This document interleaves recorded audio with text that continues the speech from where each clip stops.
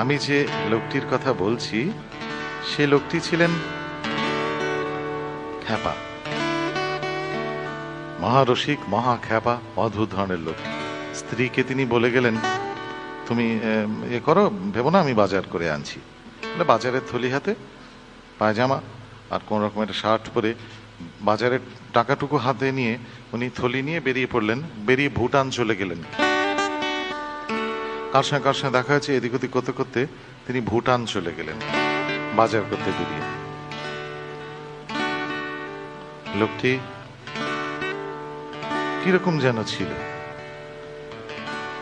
পদ্য লিখত, এই খেলাটি একলা আমার, খেলবো যেন তার কপালের কাঁচ পোকাটি তেমনি রবে, কেশ করেছি আবল তাবল, চুম্বনে ওই দগ্ধকালের আধখানা খাই, আদলা রাখি। হেমন্তের অরণ্যে আমি পোস্টম্যান ঘুরতে দেখেছি অনেক। তাদের হলুদ ঝুলি ভরে গিয়েছিল ঘাসে আবিল ভেড়ার পেটের মতন। কতকালের পুরানো নতুন চিঠি কুড়িয়ে পেয়েছে ওই হেমন্তের অরণ্যের পোস্টম্যান গুলি। অথবা তোমায় আমি অল্প একটু ভাবাতে চাই, যেমন ভাবো, দুই চোখে দুই জব্দ ঠুলি, কোন গগনে খুঁজলে পাবো, দ্বন্দ্ববিহীন গন্ধ বিচার, সেইখানে কৌশলে যাব।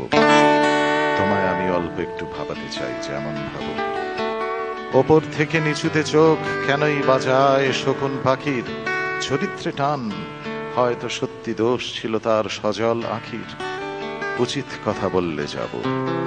তোমায় আমি অল্প একটু ভাবাতে চাই, যেমন ভাবো, যদি কোনো পৃথিবীর কিশলয়ে বেসে থাকো ভালো, যদি কোনো আন্তরিক পর্যটনে জানালার আলো দেখে যেতে চেয়ে থাকো, তাহাদের ঘরের ভিতরে আমাকে যাবার আগে বলো, তাও নেব সঙ্গে করে। ভুলে যেও নাকো তুমি, আমাদের উঠানের কাছে অনন্ত কুয়ার জলে চাঁদ পড়ে আছে। অথবা বৃষ্টি পড়ে এখানে 12 মাস, এখানে মেঘ গাভীর মতো চড়ে, পরাণ মুখ সবুজ নালি ঘাস দুয়ার চেপে ধরে। অবনী বাড়ি আছো? দুয়ার এঁটে ঘুমিয়ে আছে পাড়া, কেবল শুনি রাতের কড়া নাড়া। অবনী বাড়ি আছো? বৃষ্টি পড়ে এখানে 12 মাস, এখানে মেঘ গাভীর মতো চড়ে। বৃষ্টি পড়ে এখানে 12 মাস, এখানে মেঘ গাভীর মতো চড়ে, পরাণ মুখ সবুজ নালি ঘাস দুয়ার চেপে ধরে। অবনী বাড়ি আছো? আধে লীন হৃদয় দূরগামী, ব্যথার মাঝে ঘুমিয়ে পড়ি আমি, সহসা শুনি রাতের কড়া নাড়া। অবনী বাড়ি আছো? শেষ দিকে হলো কি, শান্তির কেতন থেকে তাকে ডাকা হলো।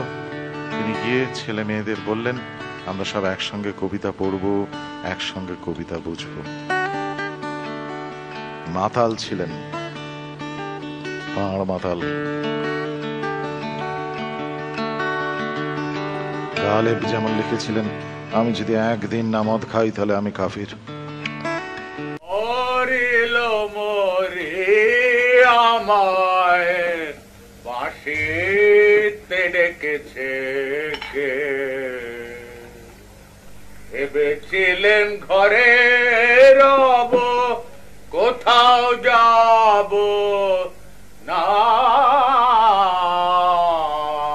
ভেবেছিলেন ঘরে রব, কোথাও যাব না, ভেবেছিলেন ঘরে রব, কোথাও যাব না, ওই যে বাহিরে বাজিল বাঁশি, বলো কি করি আমায় বাঁশিতে ডেকেছে কে। পা থেকে মাথা পর্যন্ত টলমল ঘরে, দেয়ালে দেয়াল, কার্নিশে কার্নিশ, ফুটপাত বদল হয় মধ্যরাত। বাড়ি ফেরার সময় বাড়ির ভিতর বাড়ি, পায়ের ভিতর পা, বুকের ভিতরে বুক, আর কিছু নয়।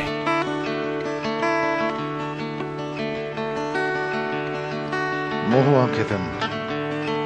মহুয়া খেয়ে একদম উদম মাতাল হয়ে টলমলো পায়ে হাঁটতে হাঁটতে যেতেন রবীন্দ্রনাথের গান গাইতে গাইতে, সম্পূর্ণ বেসুরে কিন্তু নিজের সুরে বিভোর হয়ে। একটু ক্লান্ত হয়ে গেছিল লোকটা। কে বেশি পাগল,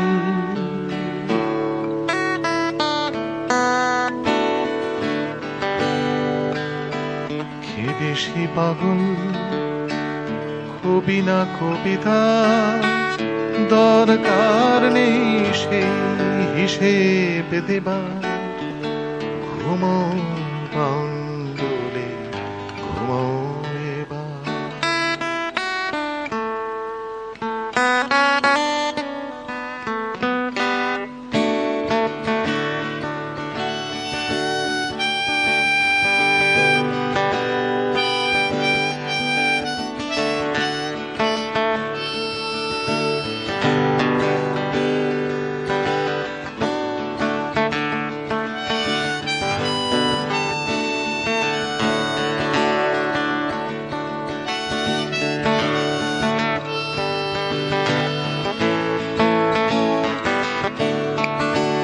Über die Wolken muss die Freiheit wohl grenzenlos sein. মেঘগুলো ধরে স্বাধীনতা নিশ্চয়ই সীমাহীন।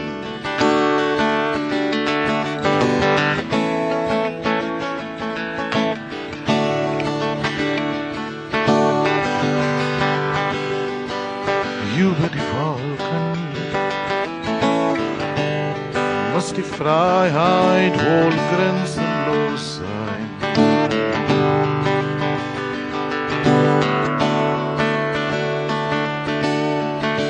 কে বেশি মাতাল, কবি না কবিতা, কে বেশি মাতাল, কবি না কবিতা।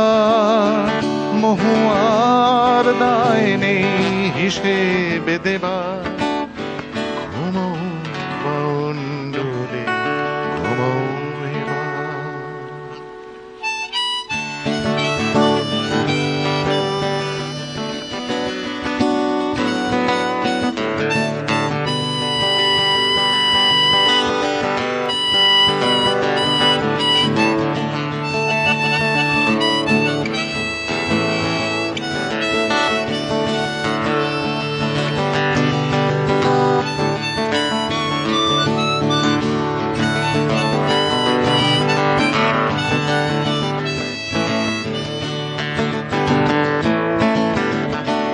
কে বেশি ক্লান্ত, কবি না কবিতা,